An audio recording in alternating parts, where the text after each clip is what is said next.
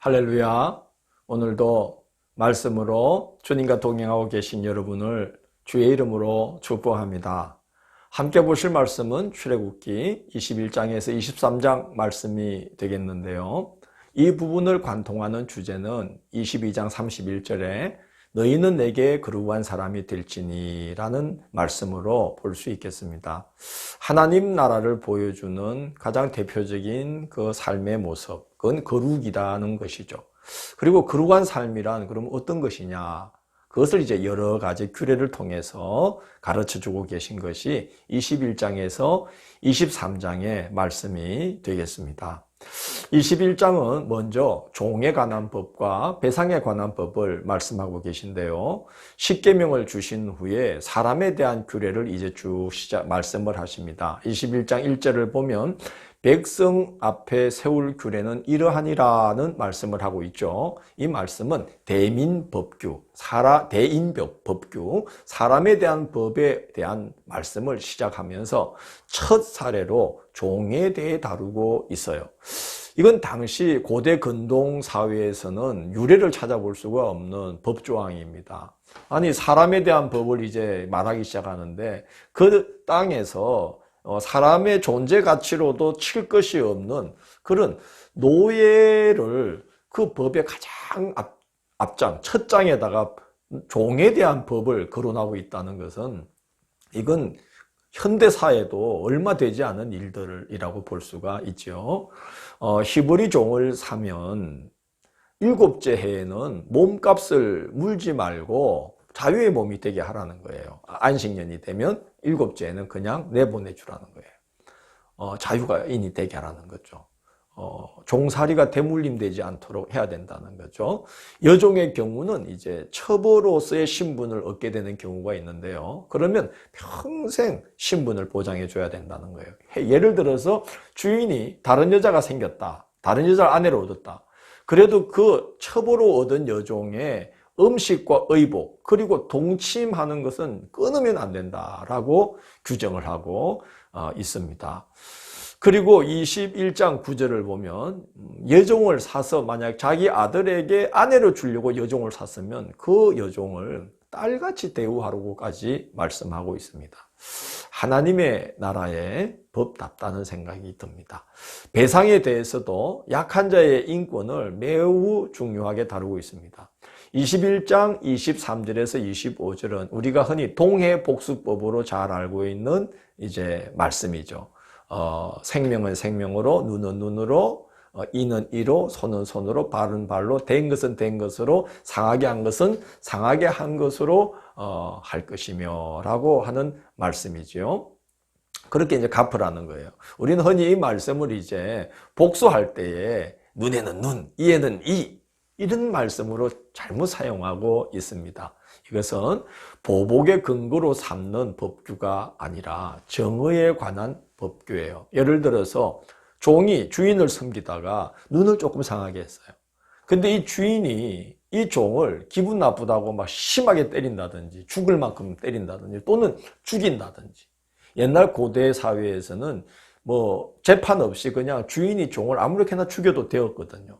절대로 그런 사회를 만들어서는 안 된다는 거예요. 종이 주인의 눈을 다치게 했으면 주인이 아마 화가 나도 눈 정도로 그것에 대한 대가를 치르게 해야지 그 이상을 해서는 안 된다 하는 것입니다. 또 26절에서 27절을 보면 반대로 주인이 종의 눈이나 이를 상하게 했다. 그럼 어떻게 해야 되느냐? 그러면 뭐 종 보고 주인의 눈을 상하게 해라느냐? 그럴 수는 없잖아요. 종이 주인을 어떻게 그렇게 할 수 있겠어요? 어떻게 하느냐? 보상으로 그를 그냥 놓아주라는 거예요. 그래서 약한 자의 그 삶을 반드시 보호하고 지켜줘야 된다. 이게 대인법규의 가장 처음에 나오는 규례가 되겠습니다. 22장은 배상에 관한 법인데요. 손해를 누구에게 끼쳤다면 그 사람이 만약에 힘이 있어. 그러면 그 힘으로 막 밀어붙여서 보상도 해주지 않고 그러면 절대로 안 되고 피해자에게 또 뭐 피해를 입힌 만큼만 딱 보상해 주는 것이 아니라 몇 배로 보상을 해주라. 그렇게 말씀을 하고 있습니다. 22장 1절을 보면 이런 말씀이 있습니다. 소나 양을 도둑질에 한 경우는 소 한 마리에는 소 5마리로 갚고 양 한 마리에는 양 4마리로 갚을지니라. 이렇게 말씀하고 있습니다. 또 22장 5절을 보면 사람이 짐승을 놓아서 길렀는데 그 남의 밭에 그만 이 짐승이 들어가 가지고 그 남의 밭에 양식이나 열매를 따먹으면 그 사람의 그 짐승의 인자가 자기 밭이나 포도원의 가장 좋은 것으로 그만큼을 보상을 해주도록 하라 하는 말씀을 하고 있습니다. 이렇게 상당한 보상을 치르게 하는 이유는 남에게 해를 입히지 않도록 남에게 해를 입히는 것을 극히 조심하는 사회를 이제 만들고자 함이고 또 손실에 따른 불평을 최소화함으로써 사람 간의 관계가 깨어지는 일이 없도록 억울한 일이 없도록 그렇게 좋은 사회를 만들으라는 말씀이지요. 사실 재물이라는 것은 있다가도 없을 수가 있고 없다가도 생길 수가 있는 게 재물이지만 사람 간의 관계는 한번 깨어지고 나면 이게 참 회복시키기가 어렵거든요. 그래서 하나님 나라의 관계는 이런 하나님 나라의 법의 근간은 관계, 사람 사이의 관계를 소중히 여기는 것이어야 한다 하는 말씀이 바로 이 배상의 법의 근본 정신이 되겠습니다. 자, 이런 법규는 이제 이스라엘 백성들에게는 복된 소식, 정말 복음이 아닐 수가 없을 겁니다. 왜냐하면 그들은 방금 불과 몇 개월 전만 해도 그들은 그 애굽의 최하층민, 노예들이었습니다. 그런데 하나님은 그런 노예들, 약한 자의 인권을 존중하고 보장해주는 법규를 지금 제시하고 계신 거예요. 그러니까 이스라엘 백성들의 이것은 달디단 말씀, 복음처럼 들릴 수밖에 없었을 것입니다. 22장 21절을 보면 이런 말씀을 하셔요. 너는 이방 나그네를 압제하지 말며 그들을 학대하지 말라. 너희도 애굽 땅에서 나그네였음이라. 이런 말씀을 합니다. 나중에 또 이제 다른 본문을 보게 되면 너희들이 종들, 그 애굽에서 종사를 했는데 그 종들의 풍경이 어떤지 너희가 다 알지 않느냐? 이런 말씀도 하십니다. 이 말씀은 너희들도 약자의 처지에 오래도록 있었기 때문에 내가 이런 법규를 제정하는 이유를 알지 않느냐? 너희들 충분히 알 것이라고 믿는다. 이런 말씀을 하고 계신 거예요. 그렇죠. 그런 거를 누구보다 잘 알기 때문에 하나님은 그 땅에, 그 시대에 강한 나라들을 다 제쳐두시고 애굽에서 430년이나 종살이로 고통받던 그들을 택하여서 불러내어서 하나님 나라를 보여주는 그런 모습의 나라를 세우게 하신 게 아니겠습니까? 그래서 너희들이 그 애굽 땅에서 나그네였었기 때문에 절대로 너희들 가나안 땅에 가서는 나그네를 압제하는, 약자를 학대하는 그런 사회를 만들어서는 안 된다. 그렇게 말씀하면서 22장 23절을 보면 만약에 너희들이 그들을 해롭게 했는데 그들이 내게 부르짖게 되면은 반드시 내가 그 부르짖음을 들을 것이다. 라고 말씀을 경고를 하십니다. 하나님 나라의 법은 읽어보면 약한 짐승까지 염두에 두고 계심을 볼 수 있어요. 22장 30절 보면 내 소와 양도 그와 같이 하되 이래 동안 어미와 함께 있게 하다가 여드레 만에 내게 줄지니라 이렇게 말씀을 합니다. 가축 중 처음 난 것은 다 하나님께 돌리라고 하셨는데 하나님의 것으로 바치는 것인데 그 바칠 때 적어도 어미와 함께 1회 정도, 7일 정도는 같이 있게 한 후에 바쳐야지 얼마 되지도 않은 거, 어미 사랑도 받지 못한 채 첫 것이라고 나한테 바치는 그런 걸 나는 원하지 않는다. 그런 말씀을 합니다. 참 그 하나님 나라의 법다운 그런 규례다 하는 생각이 듭니다. 23장은 공평과 자비의 실천에 대한 규례입니다. 23장 3절을 보면 이런 말씀을 해요. 가난한 자의 송사라고 해서 편벽되이 두둔하지 말라. 또 반대로 23장 6절을 보면 너는 가난한 자의 송사라고 해서 정의를 굽게 하지 말지며 그런 말씀을 합니다. 그러니까 가난한 자라고 해서 무조건 편들어 주거나 가난한 자라고 해서 무시해서 함부로 하거나 그러지 말고 공평하게 재판을 해야 된다. 그런 말씀이죠. 그리고 자비의 실천, 이게 거룩한 삶이다라고 이제 그 규례를 말씀하는데 23장 4절 5절을 보면 이런 말씀을 해요. 원수의 소가 길을 잃고 헤맨다는 거죠. 그러면 아이고 잘 됐다 그러지 말고 주인에게로 반드시 데려다 주라는 거예요. 암만 원수의 소일지라도. 그리고 아주 미워하는 사람이 나귀에 짐을 부리다가 그만 나귀가 엎어졌어요. 그러면 아이고 꽃이다 그러지 말고 못 본 척 하거나 그러지 말고 가서 나귀를 이렇게 세워주고 도와주고 그리고 짐을 다시 부를 수 있도록 도와주라는 거예요. 암만 미운 사람이라도 그 사람이 어려움을 겪고 있으면 함께 해줘야 된다는 거죠. 그게 하나님 나라의 거룩한 삶의 모습이라는 거예요.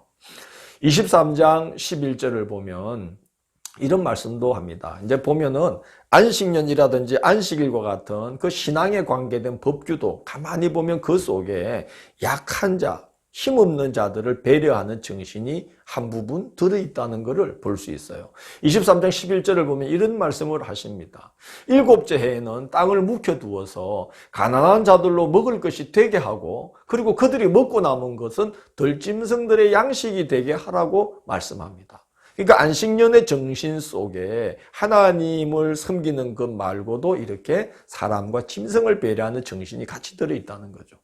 23장 12절을 보면 안식일을 주신 그 이유 중에 하나도 약한 자들을 배려함이었다는 거예요. 일곱째 날에 네가 쉬어야 너의 소와 나귀뿐만이 아니라 너 집안의 여종과 그 자식들 그리고 너의 집에 우거하는 나그네도 숨을 돌릴 수 있게 된다라고 말씀하고 있습니다.